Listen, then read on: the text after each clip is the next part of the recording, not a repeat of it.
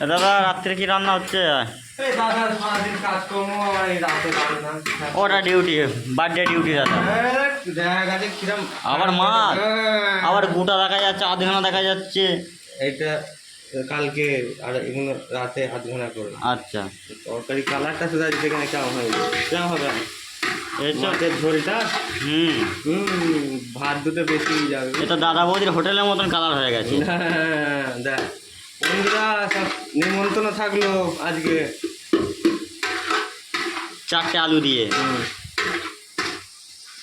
দাদা বৌদির হোটেল খুলতে পারতেন তো, হ্যাঁ, নাম দিয়ে।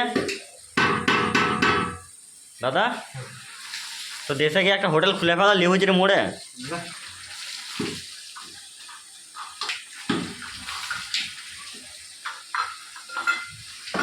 হ্যাঁ, দর্শককে কিছু বলে দাও।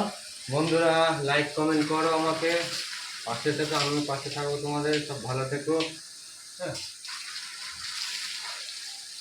ঘাম ঝরে যাচ্ছে চুলোর পাড়ে, কাঠের আংড়ায়। তারপর আছে দিনের বেলায় কাজের মাথায় ঘাম ঝরছে, কামাই নেই। গুড নাইট, ভালো থেকো সবাই।